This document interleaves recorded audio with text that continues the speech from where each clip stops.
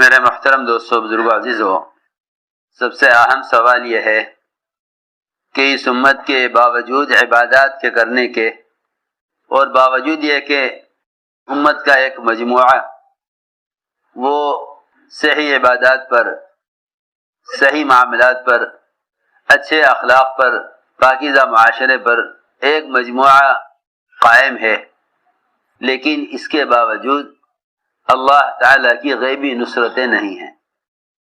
اس کے باوجود اللہ تعالیٰ کی غیبی نصرتیں نہیں ہیں۔ دور صحابہ میں ایک فرد کے عمل پر اجتماعی نصرت نازل ہوتی تھی، ایک فرد کے عمل پر اجتماعی نصرت نازل ہوتی تھی۔ اس زمانے میں ایک مجموعے کی عبادات مقبولہ پر بھی اللہ کی غیبی نصرت نازل نہیں ہو رہی ہے۔ یہ سوال ہر شخص کے ذہن میں ہونا چاہیے، جبکہ اس امت سے کے بارے میں آپ نے فرمایا صحابہ کرام سے کہ جو لوگ تمہارے بعد آئیں گے، فرمایا صحابہ سے جو لوگ تمہارے بعد آئیں گے ان میں ایک آدمی کا کے عمل پر جو اجر ملے گا وہ 50 کے بقدر ملے گا۔ صحابہ نے عرض کیا کہ یا رسول اللہ، ہم میں سے 50 یا ان میں سے 50؟ فرمایا کہ نہیں، تم میں سے 50 کے برابر تمہارے بعد آنے والوں میں سے ایک فرد کو 50 کے برابر اجر ملے گا۔ اور یہ فرمایا کہ روایت میں کہ تمہارے بعد آنے والے ایک مسلمان کی مدد تم میں سے 10 کے برابر کی جائے گی، تم میں سے 10 کے برابر کی جائے گی۔ آخر کیا بات ہے کہ امت ان نصرتوں سے، ان غیب نصرتوں سے محروم ہے جو نصرتیں صحابہ کرام اور انبیاء علیہ السلام کے زمانوں میں نازل ہوئی ہیں۔ اس کی کیا وجہ ہے؟ اس کی وجہ صرف یہ ہے کہ امت نے دعوت اللہ کو چھوڑ دیا ہے، کیونکہ قرآن نے نصرت کے لیے، غیبی نصرت کے لیے، قرآن نے غیبی نصرتوں کے لیے دعوت کو شرط قرار دیا ہے۔ قرآن نے غیبی نصرتوں کے نزول کے لیے دعوت اللہ کو شرط قرار دیا ہے۔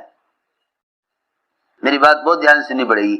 محض عبادات پر غیبی نصرتیں نازل نہیں ہوں گی، محض عبادات پر غیبی نصرتیں نازل نہیں ہوں گی، محض عبادات پر غیبی نصرتیں نازل نہیں ہوں گی۔ جب عبادات پر غیبی نصرتیں نازل نہ ہوں گی تو ان کا یقین عبادات سے بھی ہٹ جائے گا، اور عبادات سے ہٹ کر ان کا یقین اسباب و شکلوں کی طرف جائے گا۔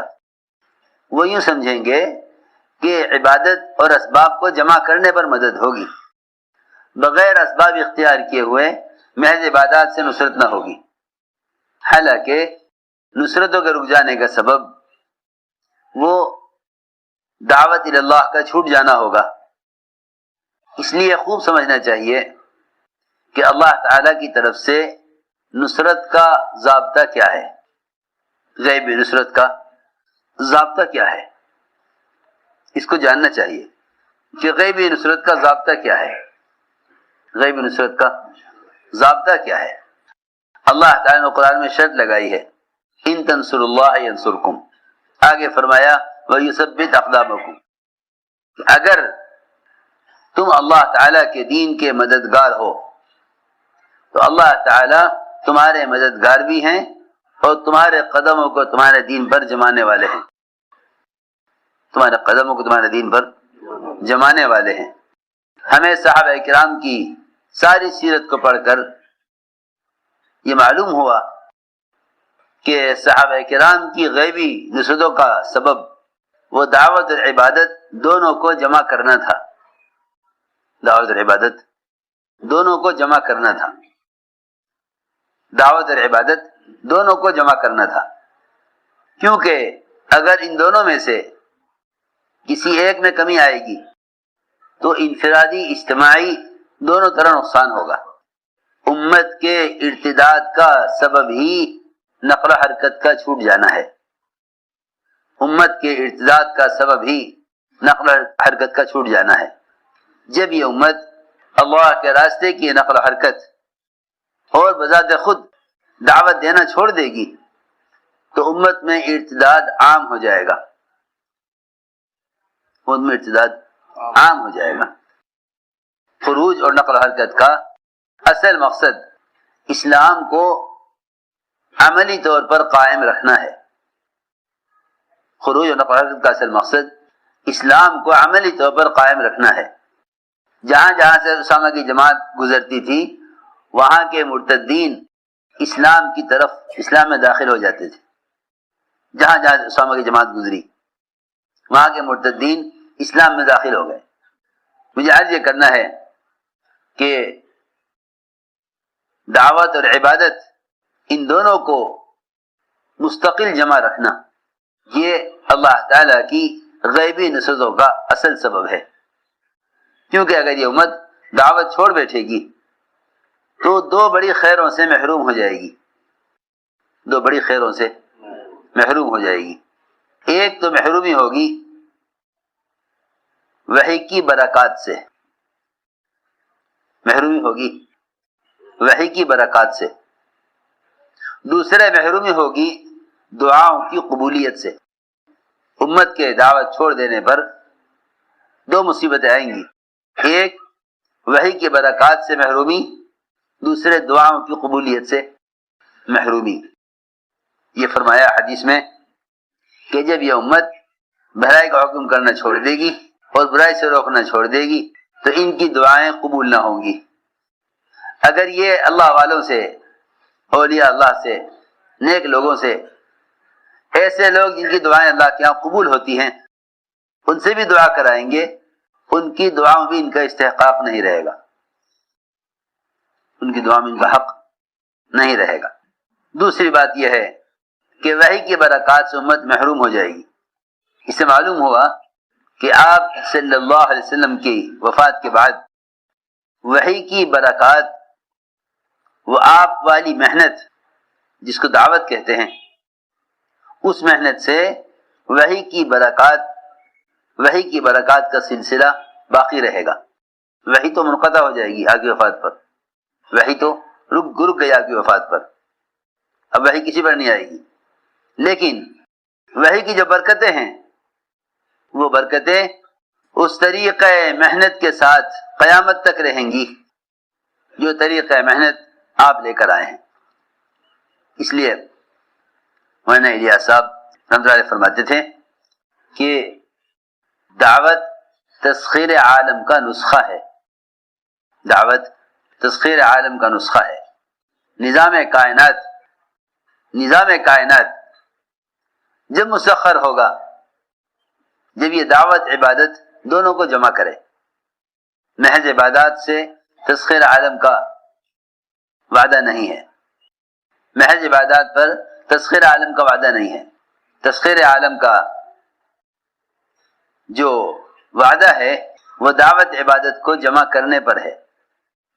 ہمارے ایسا کا ملفوظ ہے کہ یہ کام تسخیر عالم کا نسخہ ہے کہ نظام کائنات اللہ تعالیٰ ان کے لیے مسخر کریں گے، نظام کائنات اللہ ان کے لیے مسخر کریں گے جو دعوت عبادت دونوں کو جمع کریں گے۔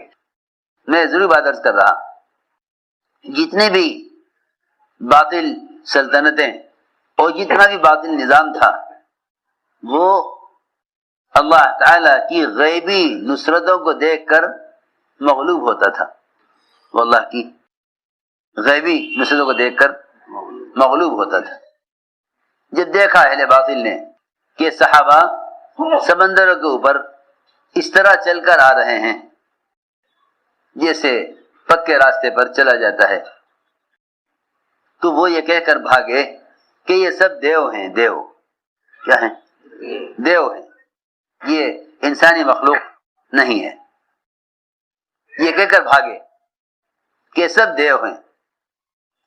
ہم سمجھتے تھے اللہ کے راستے کی نقل و حرکت اور دعوت اللہ کی وجہ سے اللہ تعالیٰ مسلمانوں کے لیے نظام کائنات کو مسخر کرتے تھے۔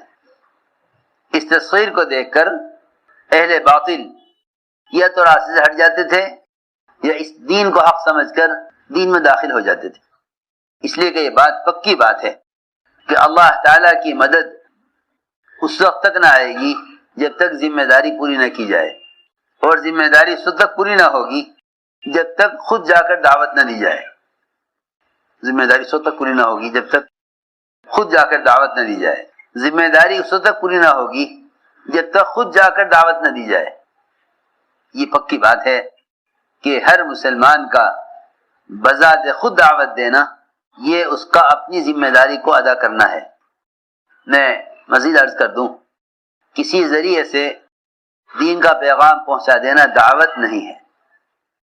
کسی ذریعے سے دین کا پیغام پہنچا دینا دعوت نہیں ہے۔ جب دعوت کا لفظ بولو تو فوراً محمد صلی اللہ علیہ وسلم اور آپ کے صحابہ کرام کے طریقہ محنت کی طرف متوجہ ہو۔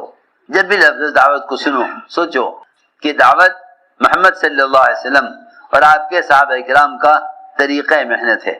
میں سچی بات عرض کر رہا، کسی بھی ذریعے سے دین کا پیغام پہنچا دینا دعوت نہیں ہے جب تک اس کا طریقہ محنت اور اس کے اصول محمد صلی اللہ علیہ وسلم اور آپ کے صحابہ کے اصول اور طریقے کے عین مطابق نہ ہو جائیں، اس وقت تک اس کو دعوت نہیں کہا جائے گا۔ دعوت تو محمد صلی اللہ علیہ وسلم اور آپ کے صحابہ کے طریقہ محنت کا نام ہے۔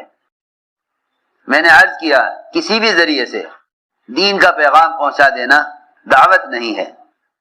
اس لیے یہ بات سب سے پہلے سمجھنی چاہیے کہ اس زمانے میں دین کی اس قدر نشر و اشاعت ہے، اس نے اسباب اور وسائل دین کی باتوں کو پھیلانے کے لیے استعمال ہو رہے ہیں، لیکن اس سب کے باوجود بے دینی، ارتداد امت میں اور جہالت، وہ باوجود ان سارے ذرائع کے بے دینی اور جہالت اپنے عروج پر ہے۔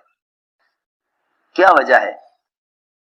وجہ اصل یہ ہے کہ وہ طریقہ محنت جس پر اللہ تعالیٰ کی طرف سے ہدایت کے فیصلے ہوتے ہیں، وہ طریقہ محنت امت میں سے نکلا ہوا ہے۔